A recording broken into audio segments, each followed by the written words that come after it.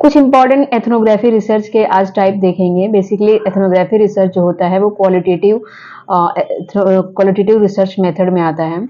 और आज तक तो एनटीए ने सिर्फ एथनोग्राफी रिसर्च के बारे में पूछा है, पर अब देख के लगता है कि वो कुछ भी पूछ सकता है। तो कुछ इसके एथनोग्राफी रिसर्च के टाइप भी होते हैं, जैसे कि एक होता है रियलिस्ट एथनोग्राफी रिसर्च।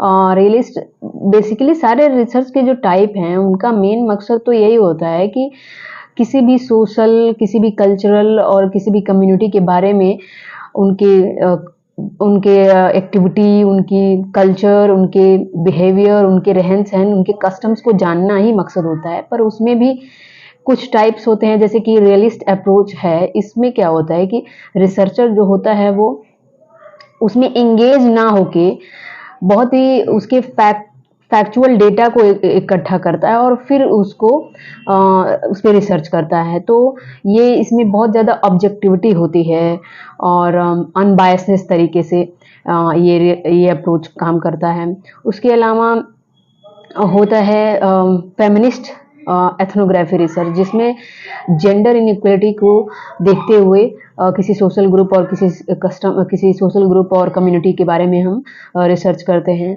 उसके अलावा ऑटो एथनोग्राफी होता है। ऑटो एथनोग्राफी में रिसर्चर जो होता है वो खुद अपने एक्सपीरियंस शेयर करता है। जैसे कि कोई रिसर्चर है वो इमिग्रेंट है, तो वो अपने कल्चर और वो जहाँ इमिग्रेंट किया है वहाँ के कल्चर को मिलाता है, समझता है और फिर उस पर रिसर्च करता है।